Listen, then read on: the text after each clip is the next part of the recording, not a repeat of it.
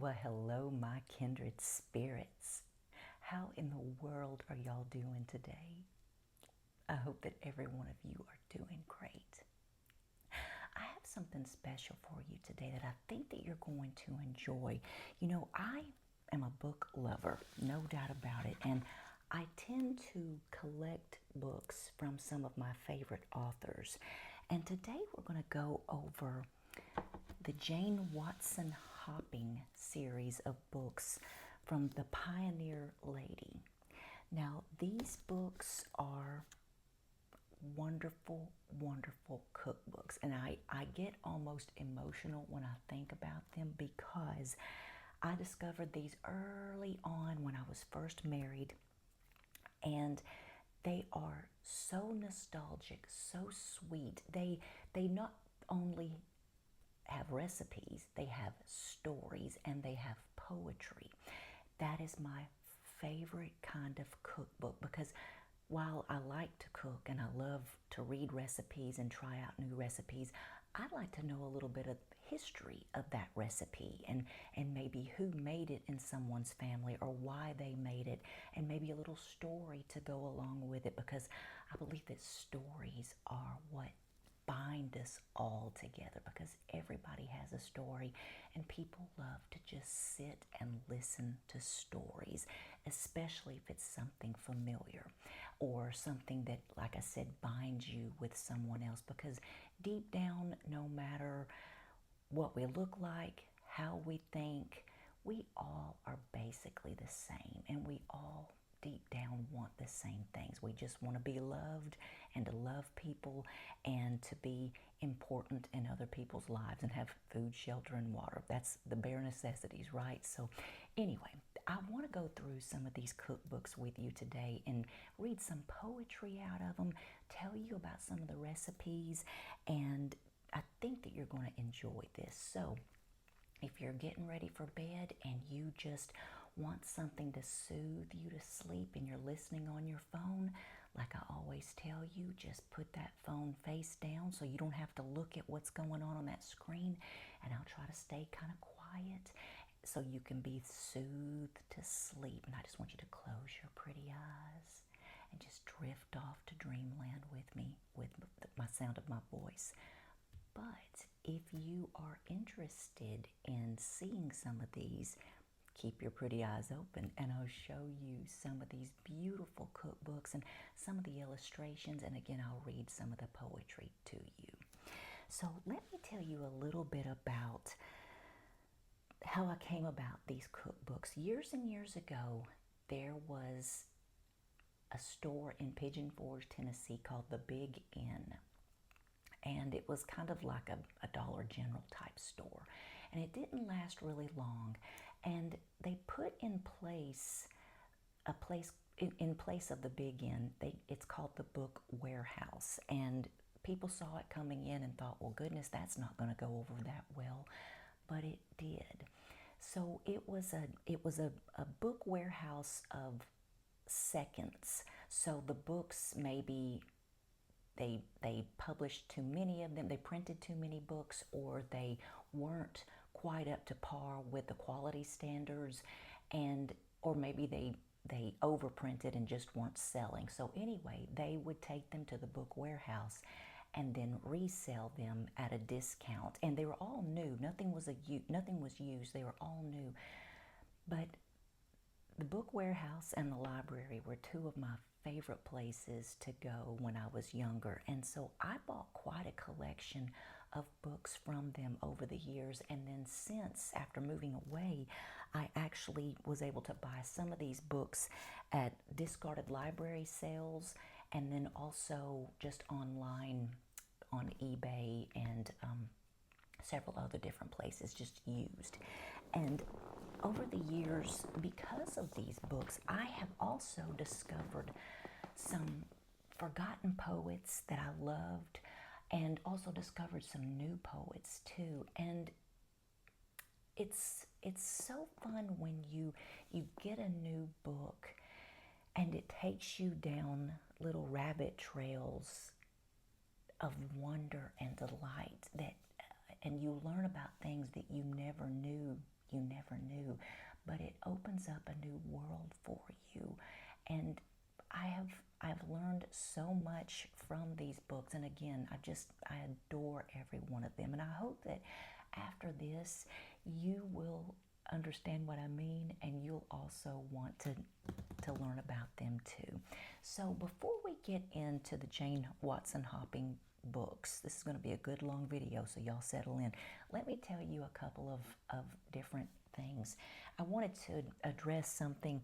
I have good intentions, folks. I really do, but sometimes the road to hell is paved with good intentions, right? So several videos back, I said something. I did a haul from Hobby Lobby, and I asked if you all would like to see a video in which I took one of these paper mache pumpkins and cut out eyes and made a little Halloween decoration. Well, I bought 2 of these, and they are a very hard paper mache. And so I had a little X-Acto knife, and I was trying to cut out eyes with my X-Acto knife, and it was very difficult. So then I got the bright idea, well, I've got a torch, and the kind that you make creme brulee with, and so it was not a good idea.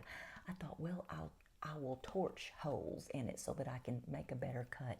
Well, I just had a fiery paper mache pumpkin out in the driveway, so that was a bad idea. So anyway, I never did make that.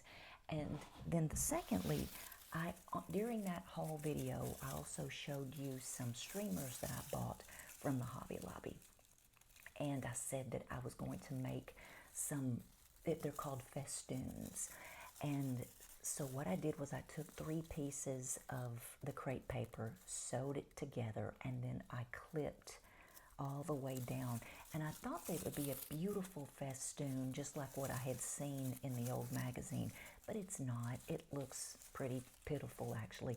So I love to do crafts, but sometimes they don't always work out. So there's that, but it's okay. It's okay. And then the last thing I wanted to show you too before we get started are, you can see this little box. This came from the Victorian Trading Company, and they are no longer in existence. I think they closed down last year after 30 years in business, but this is one of my favorite things to get out at Thanksgiving time, because what I do is I have this beautiful little gold miniature tinsel tree, and then I hang these little figurines on that tinsel tree. So I've got a little pilgrim boy carrying some apples.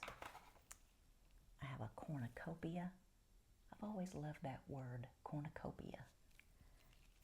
I have a turkey.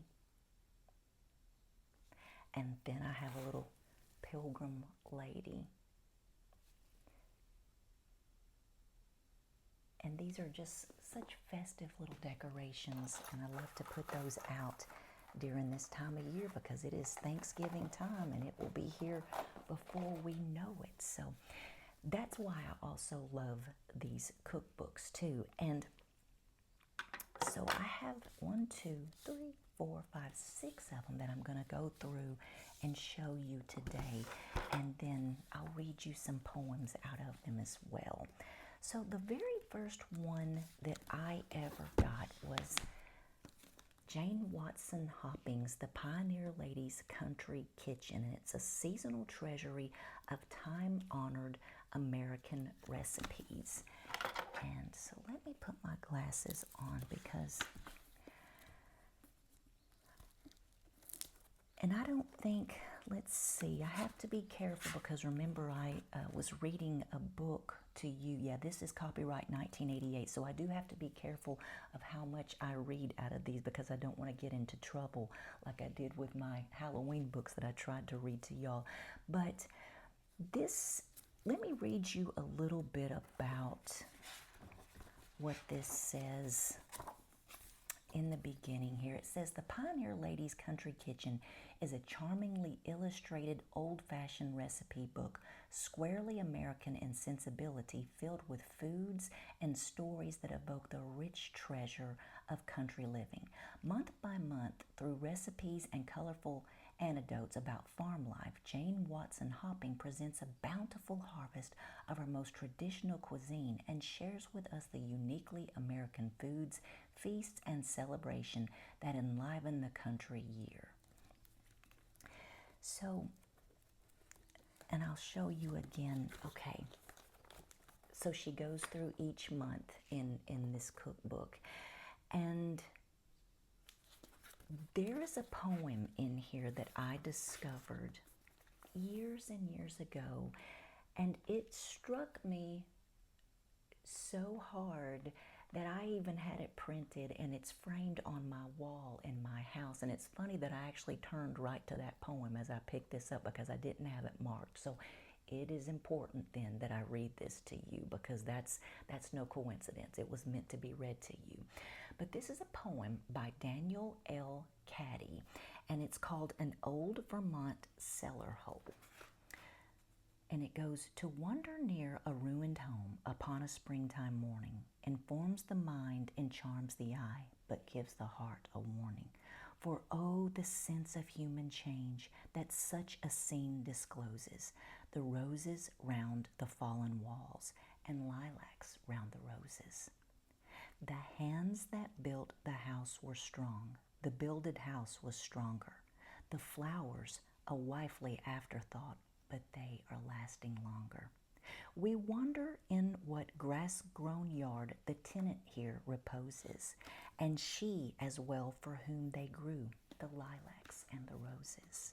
Some leaning wrecks of orchard trees declare that life was pleasant. They lived as we are living now, concerned about the present.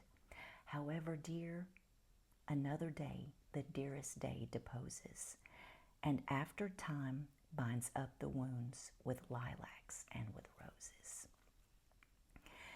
So reading that as a young bride, I thought about so many people in my life before, my grandmothers, great-grandmothers, and then about our own family. And you think about an old abandoned home that you wander upon, and sometimes you see old flowers growing out in the yard, and the flowers a wifely afterthought, but they are lasting longer. Think about that for just a minute. There's so many old home sites that you've wandered onto before, I'm sure, or seen. And in the yards, there are still daffodils coming up year after year, but the folks who live there are long gone.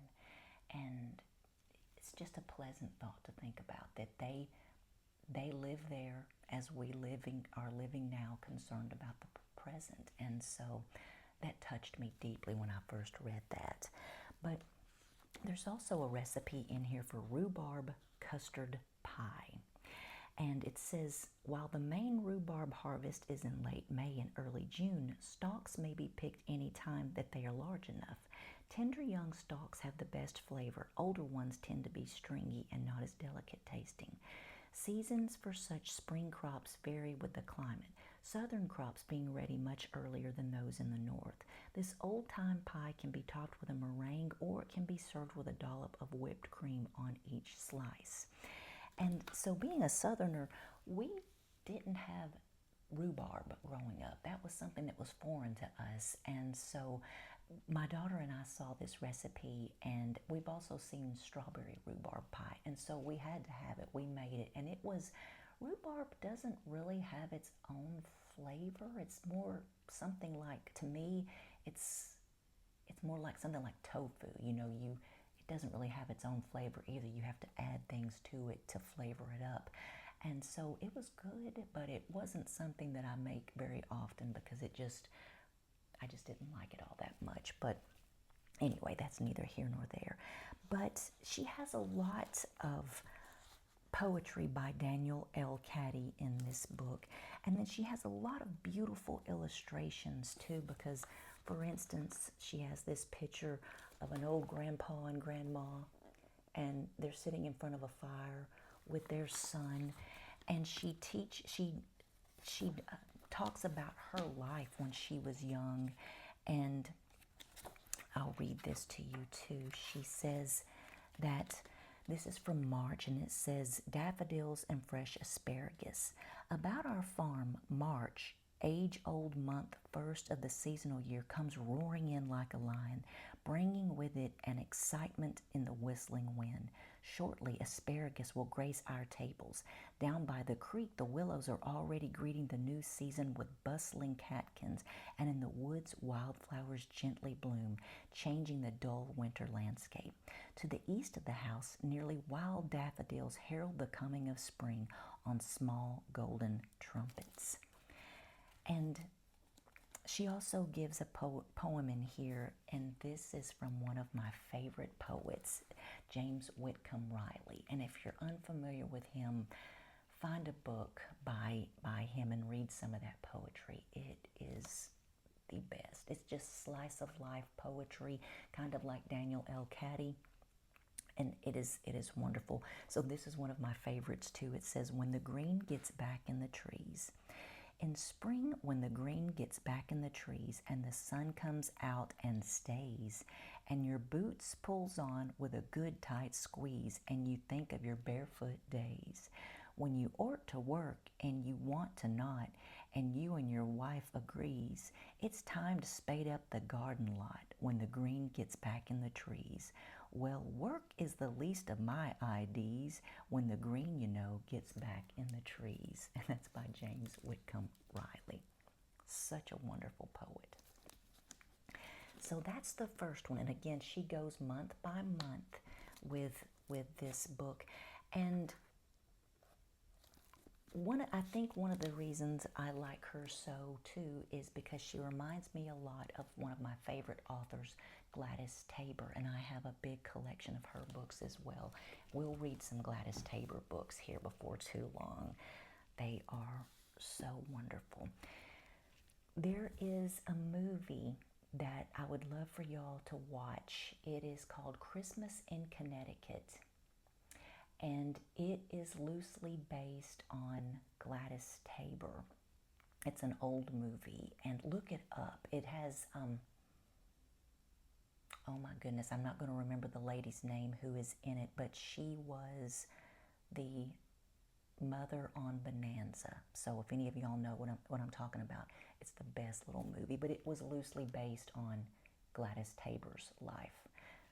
But let's get back to Jane Watson Hopping. Sorry, guys. The next one I have here is the Lazy Days of Summer Cookbook. And it says, a celebration of summer's bounty.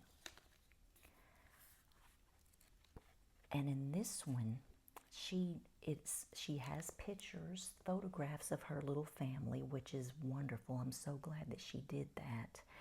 And I love this description. And it says, o'er happy lands where sunshine lies. And it says, every year in June, a quiet joy comes over the countryside. It is almost as though the whole earth is pregnant. Deep red strawberries hang in profusion on lush plants canopied under dark green leaves, and birds argue over the possession of luscious tree-ripened black sweet cherries.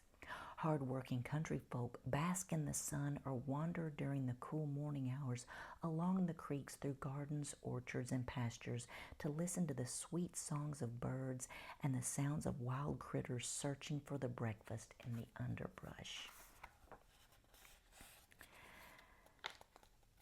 And so she says school's out. So she wrote a little piece here. It says, long before school was out, country children accustomed to lots of outdoor activity began to dream of summer, of hammocks in the shade, ice-cold lemonade, and hot, ripe cherries. Some daydreamed about hidden berry patches, ripe and sweet, the fragrance so hearty it made the head reel and the stomach growl. No one, not even a teacher, could keep his mind off fishing poles and picnic spots. Loved relatives who would be seen again after the long winter, watermelons laying thick in the patch just waiting to be thumped. Who could resist thoughts of streaming rays of golden sunlight, soft breezes, freedom to wander through the woods, along creeks, to sit on hilltops and watch the wind work its way through the trees? And then she gives a poem about summer here. And, you know, whether she lived this life or not, it's so fun to read about things like this, especially in the time that we're living now, because we get so much input from social media, like I talked about yesterday, and we tend to think that we're in a little bubble, and we tend to think that everyone is engrossed in these things that we're worried about right now, and they're not.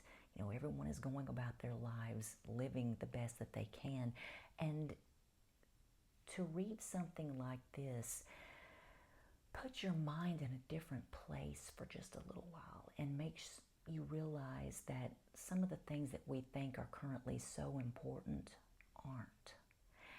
And so that's why I like to keep books like this on my bookshelf to reference easily and often, so that I can bring my mind back to what actually is important in life. And so I encourage you to find things like this to bring you back as well, because it's not good for us to be so wound up all the time.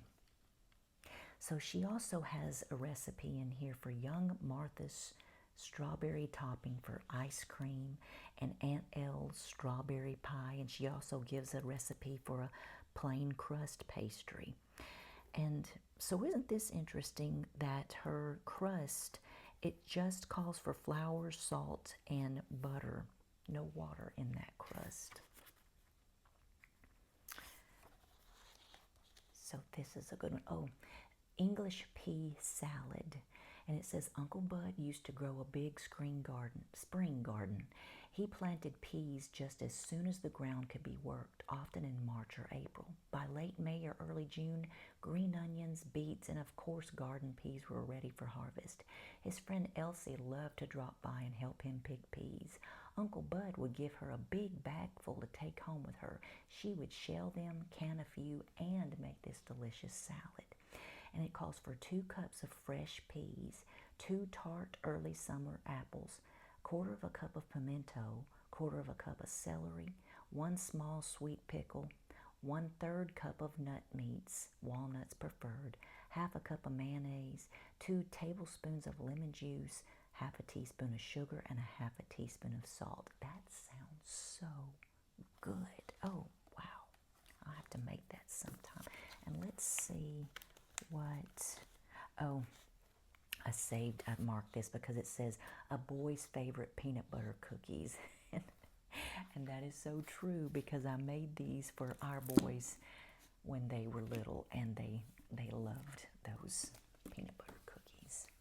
All right, so the next one I have in my collection is the Country Mother's Cookbook.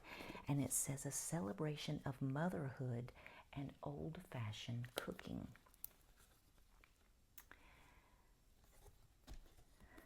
And let's see, I loved this one because it has so many beautiful little illustrations in here. But this book also introduced me to another poet named Edgar A. Guest. And there are so many wonderful poets. I don't know who my favorite is, but it's funny how when you love somebody's work, and then later on you think you're the only one, and then later on you discover that other people enjoy it too that you never knew. So, for example, after my grandmother died, I was looking through her book collection, and she had a book of poetry by Edgar Guest that my aunt had given to her. And it was back in the 70s, so I think it was 78, so I was just a 5-year-old little girl. And I spent a lot of time with my grandmother when I was a little girl, and I don't recall seeing that book ever as a child, but I often wonder if perhaps maybe she read some of that poetry to me when I was little, because when I read his poetry in this book, it felt like familiar. It felt like a family friend reading this. And so it made me wonder after the fact, did she happen to read some of his poetry to me when I was little, and I just pushed that into a compartment in my little head and didn't realize it until later. So it's just kind of funny how life works like that. So this one is called The Home at Peace. And it says, here is a little world where children play and just a few red roses greet July. Above it smiles God's stretch of summer sky. Here laughter rings to mark the close of day. There is no greater splendor far away. Here slumber comes with all her dreams supply, and friendships visit as the days go by. Here love and faith keep bitterness at bay. Should up this walk come wealth or smiling fame, some little treasures might be added here, but life itself would still remain the same. Love is no sweeter in a larger sphere. This little world of ours wherein we live holds now the richest joys which life can give.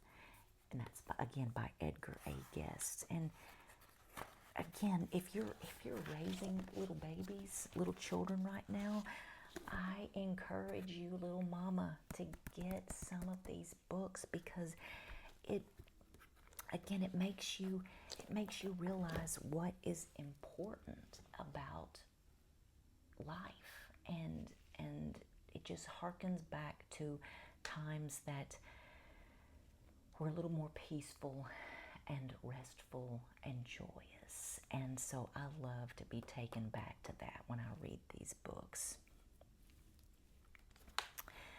And she has an illustration too of some little fairies here, and she talks about fairies too.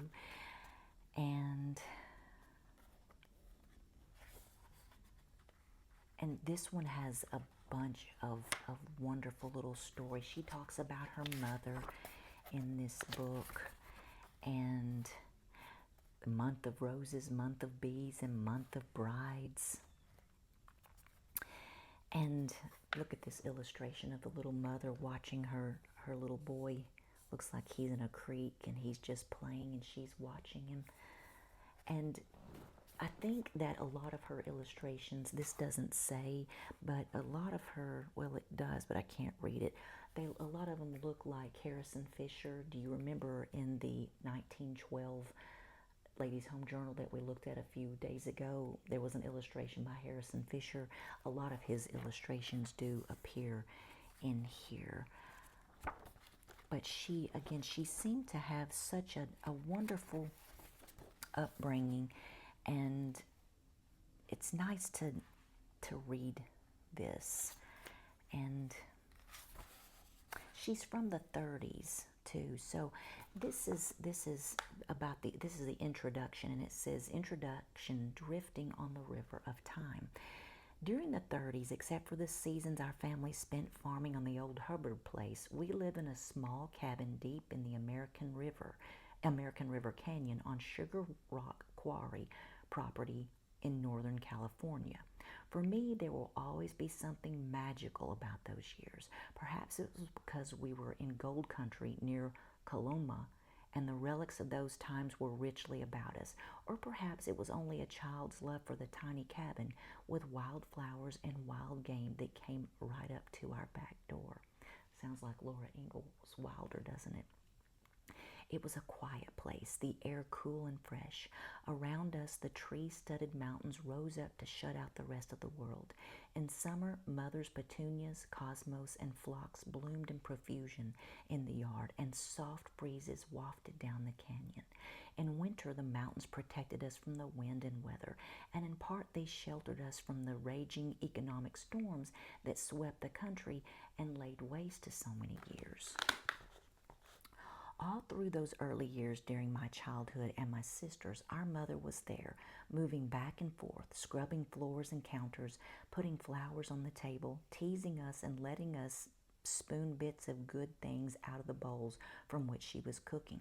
We were warm, dry, and well fed. In time, Grandpa, our mother's father, who lived with us, would come in from chopping wood and settle down in an old oak and leather chair he had made for himself from the rumble seat of an old car to smoke his pungent pipe and talk a bit with Mother about work that needed to be done, fishing or gardening. While they visited in the comfortable way that people do who have shared much and many years together, Mother finished up supper. Eventually, our father would come back from the summer's day work or from walking his trap lines in winter. Always, Mother went out the door to greet him, pulling him into the shelter of home and family. She taught us all to respect him. He was a loyal husband and loving father. All their married life, Mother laid aside the best slices of meat from the middle of the roast for him, put the first freshly made donuts on his plate, and sewed shirts for him that brought out the blue of his eyes, fitting the sleeves to his arms alone. When asked about such things, her only explanation was that he deserved it. Today, looking at photographs of those years, the late 20s through the early 30s, one might think that we were poor. It would be hard to guess that the folks in cotton dresses and stretched out sweaters, heavy boots, and rough coats were not in desperate straits, for a faded photograph could hardly tell the wealth of family, of loving aunts and uncles, of sharing and security, nor could it show the inner strength of people, their stiff backs, the defiant spirits that laughed, made music, went square dancing, recited poetry, played cards and baseball right in the face of adversity. And it could not speak of the pride they took in their self-sufficiency or of the skills in which they took care of their own. I love that. From treasured memories drawn out of those times and from family stories that reach even further into the past have come this book, The Country Mother's Cookbook. While it is about old-time folks of every persuasion, it is primarily about down-home cooking and old-fashioned mothering, about aunts and well-loved old women with names like Aunt Fanny or Old Mrs. Upjohn, the Widow Boyle, and Mama Lowry. There are a few sad songs in this book because life consists of joyful times and hard ones, and many stories of old-time people and their acts of love and courage. It is very definitely about motherhood and the special bond between mother and child. It's about the reassuring touch of a mother's hands, the warmth of her body, and the beat of her heart. The outpouring of wonder and love that binds each new infant to this world, nurturing the spirit as surely as breast milk strengthens the body. It's about growing up in the country in a different time, about growing old and seeing your babies become men and women of worth, and it's about marriages that last for 50 years. For the most part, though, it's about good, wholesome country food that is easy to prepare and for which ingredients are not costly. Some recipes are a little spoofy, such as the creamed carp, and some are fantastic, such as old-fashioned daffodil tarts with cookie crust and cloud-light gelatin pudding. Included are a few family-size recipes, such as Colleen's favorite sugar cookies, Grandma King's patty pan bread, and a crowd-pleasing apple dessert. To impress the menfolk, there are recipes like amethyst raspberry tarts with cookie crust. Those are so good, by the way. I've made them. And then old-fashioned 1, 2, 3, 4 cake with lemon filling and whipped snow frosting. When I bake one of the well-loved cakes or make any of the other dishes that appeared regularly on our family table, memories flood over me. Some of the handed-down recipes are generations old. Others are those I developed to please my own family, and still others, those I consider part of our national culinary tradition, are tucked away in the book because women of the past swore by them and won prizes at county fairs with them. The chapters begin deep in January, during the lingering days of winter, and end with the coming of the new year, celebrating not only the seasonal flow of the countryside, but because country people live so close to the earth, the surging flow of human existence as well. Through art, poetry, stories, and oral histories, the daily lives of simple folk are revealed, the hard-working successes of men and women who struggle against odds to provide for their families, the tender watchfulness over the aging,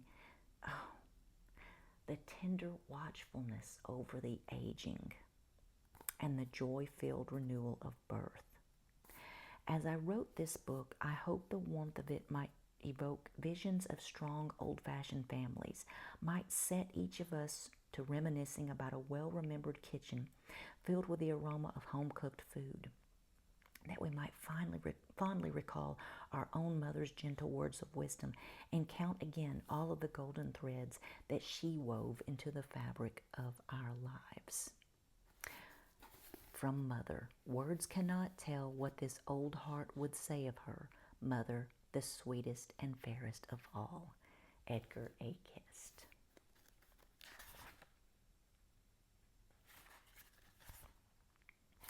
So, I'm not going to cry like I did in that Halloween video, but isn't that just so pleasant to read words like that? It just takes me back to watching the Waltons with my grandmother, to being in the kitchen with my mother as we prepared a meal together, and I've gotten away from that.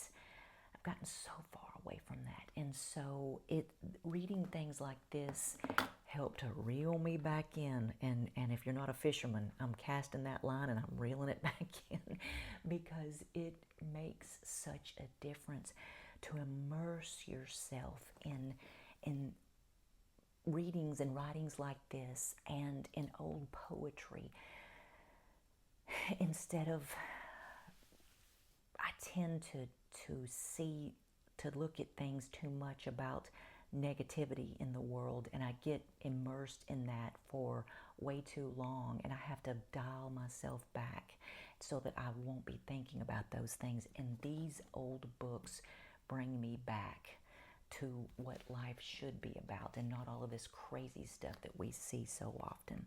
So I've got 3 more here. This is the Jane Watson Hopping the Pioneer Ladies Country Christmas. And this is a gift of old-fashioned recipes and memories of Christmas past. This is such a good one too. And this cabbage and fruit salad with orange cream dressing. I don't know if I would like that though. I don't like cabbage.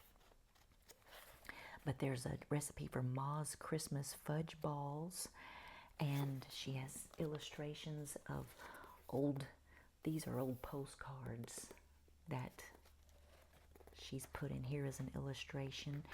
Easy to make chocolate fudge with roasted pecans and candied cherries. Oh, that sounds good. And Uncle Bud's old-fashioned vinegar pie with lard pastry crust. I've seen this recipe before called vinegar pie. We called it chess pie, C-H-E-S-S pie. And do you have a recipe for something like that? Vinegar pie, chess pie. I've also seen it. Some people put buttermilk in it too. It's all basically the same.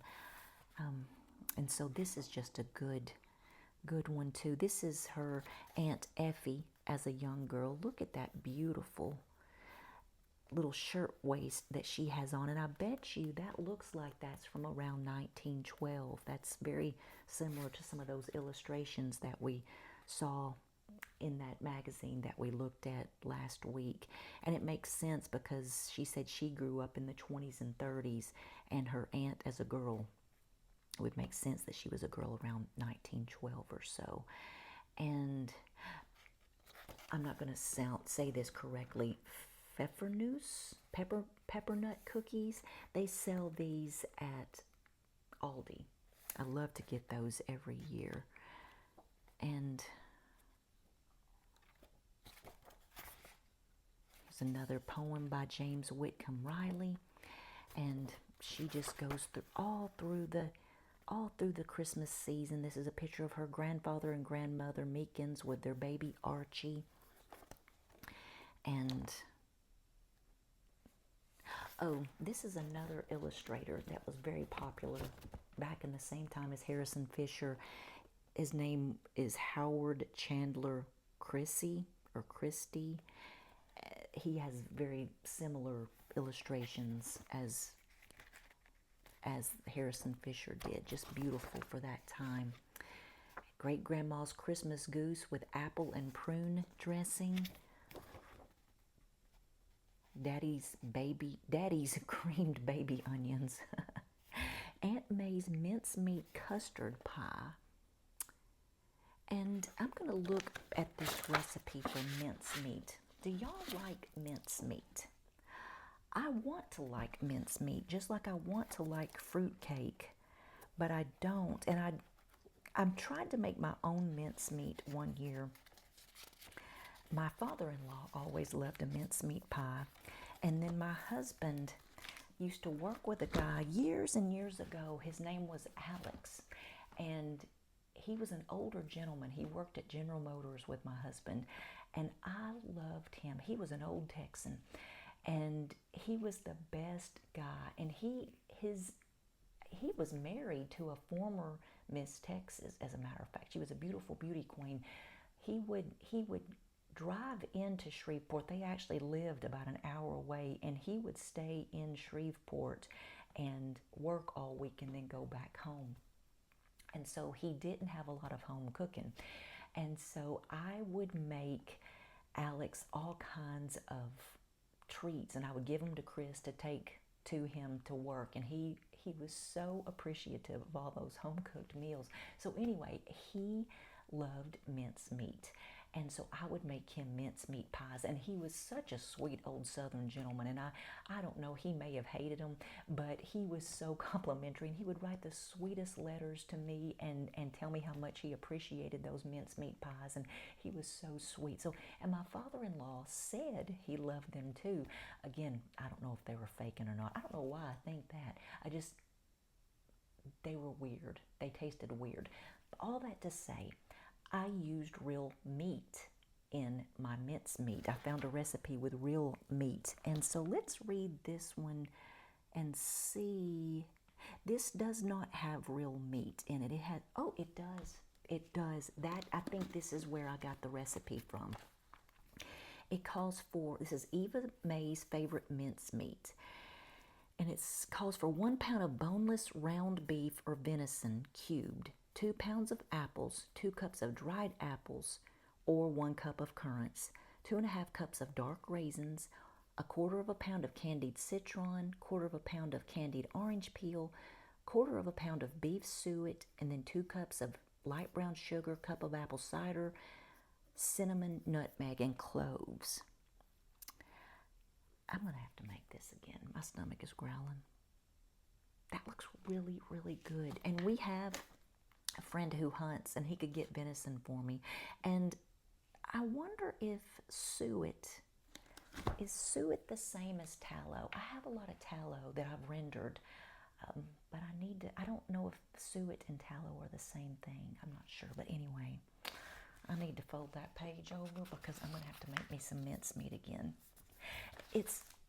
So tell me, do you like mincemeat? And I want to like it. I want to like it very much. Also, do you like fruitcake? I'm not talking about the fruitcake that's at the store. I'm talking about real homemade fruitcake. I want to like it. I've read stories about how people will start making their fruitcakes now, and then by the time Christmas comes around, they'll be brandy soaked and ready to eat. And I just have not found a good recipe. Now, I don't like that candied fruit. It's too sweet and too fake and too waxy. So I have bought fruit from several different places. King Arthur Flour has some good candied fruit that isn't that waxy kind of stuff that you buy at the grocery store.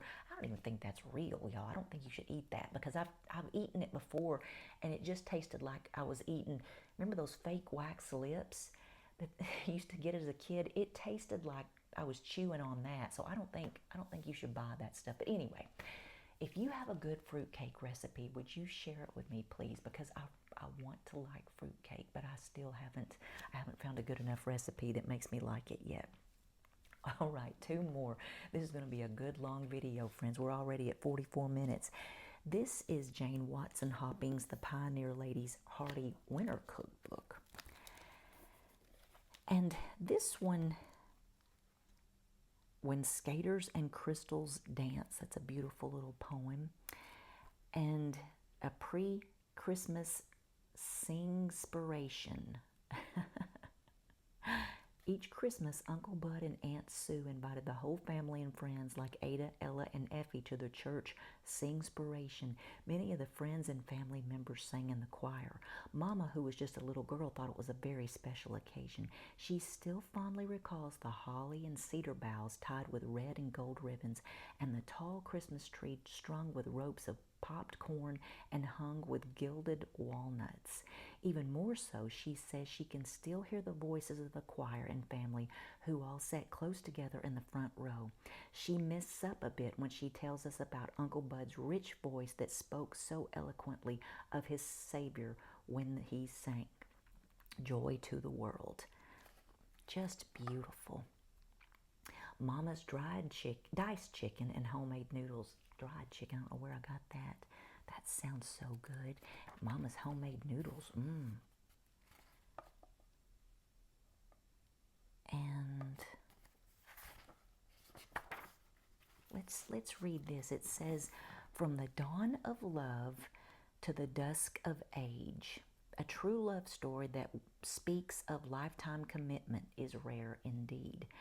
Once during a winter storm, Mama told us about her friends Albert and Ellie, who had no children and who were passionately loyal to each other. Throughout their many years she had known them, she had heard neither one speak harshly to the other. Aunt Clary swore that when they disagreed, Albert and Ellie spoke softly until the misunderstanding was resolved. As Ellie aged and became more fragile, Albert helped her with the cooking, sweeping, and washing. He bought a new rocking chair for her, which he moved about so that they could visit while he worked, and he could be certain that she was comfortable. Sometimes when my life and relationships seem a bit hectic, I find a quiet place on the farm where I can ponder life's wonders. I often recall Albert and Ellie's lack of material goods, their loving kindness to each other, and the richness of their life together." That is so sweet. And lingering thoughts through December. So she talks about their Christmases and Swedish ham balls with honey mustard glaze. I had never had sort of a sweet ham ball or a ham loaf until I went to Amish country in Pennsylvania. It was Lancaster, Pennsylvania. And we ate at an Amish restaurant, and it was on Thanksgiving Day, as a matter of fact. It was years ago that we went up there, and I had a ham loaf, and it sounds very similar to that ham ball recipe. It was so good. It was diced ham, and it had nutmeg in it, and then it had a sweet glaze on it, and I'd never had anything like that before, and it was so tasty. Okay, so we have come to the last Jane Watson Hopping Cookbook in my collection. This is the Many Blessings Cookbook. And I've saved this for last because it is about Thanksgiving. See that cornucopia there? So, and it says the Many Blessings Cookbook is an old-fashioned celebration of the crisp and bountiful season of autumn. Contains over 100 delicious down-home recipes, along with poems, illustrations, and stories that with all the heartwarming charm readers have come to expect from the pioneer lady. And I have made a lot of these recipes, and I think that this one may be one of my favorite books. And listen to this poem by James Whitcomb Riley. Again, it's Children in the House. Sometimes a childish jingle flings an echo sweet and clear, and thrills me as I listen to the laughs I used to hear. And I catch the gleam of faces and the glimmer of glad eyes that peep at me expectant over the wall of paradise. So sweet. And there's a recipe for leeks and potatoes au gratin. That looks so good. I had a leek potato soup when I was in England years ago, and it was the most delicious soup I'd ever had. And it says, introduction when the frost is on the pumpkin. Now, when the frost is on the pumpkin and the fodder's in the shock, that is a James Whitcomb Riley poem that I have loved since I was a child. I hope I didn't hurt your ears by touching that microphone there. But she says, each year as Thanksgiving draws near, I recall our mother telling us children that Thanksgiving Day is a special day when families gather to express their solidarity and love for one another and their gratitude to the maker of us all. Throughout the months that I have been working on this book, I have followed the rhythm of the seasons as they changed outside my office window, reveled in waning September in the rich tapestry of October's harvest, and watched cold, dark clouds give way to hazy Indian summer and felt the chill of fall winds. Now that Thanksgiving time is near at hand, I find myself remembering the gathering of my dear old-time family, the great harvest feasts, late suppers, aunties, uncles, and cousins that finally arrived after midnight. We children were awakened to cries of, come down, they're here. Everyone brought with them food, bedding, and clothes, enough to stay a week. We rushed down the stairs. None of us wanted to wait one more moment to start the laughter, dancing, and visiting that would fill the week to come. I love that. That reminds me of being a kid and our family, and such a sweet remembrance. But I'm going to make this recipe for you, and I'll make a video for it when I do, but it's called honey pecan pumpkin pie. And so it's not only pecan pie, but it's also pumpkin pie as well. And the whole reason for me doing this entire video series today is because I was watching Kevin with Cavalcade of Food, his YouTube channel, and I've spoke about him before. I love his channel. If you're not familiar with it, I'll put a link down in the description for his channel. But he has a really neat channel with retro cooking items, cookware, cookbooks, and sometimes he makes a recipe. And so today he made a recipe for pecan pumpkin pie. And it reminded me of this recipe that I have too. And so I thought, well, I've got to show my friends my cookbook collection first of all, and then I want to also make this recipe for you too the closer we get to Thanksgiving, because it looks delicious, and those are two of my favorite things, pecan pie and pumpkin pie. So that might be a great treat to have them together. Well, friends, thank you so much for sticking with me for nearly an hour here. I hope that was enjoyable for you and a little respite away from the goings-on of the world today. And again, I appreciate each and every one of you, and I always look forward to reading your comments and you telling me some of your favorite things about Thanksgiving or some of your favorite recipes, and maybe just some video ideas too, because it's always fun to interact with you, and I just enjoy our interactions via the comment section or when you email me too. I love to hear from you, so I really appreciate you. I can't wait to see you on the next video. I hope that you have a great day, and if nobody's told you today, I think that you are so special and you are loved, and I appreciate you so much. Take good care, my friends, and I'll see you on the next video.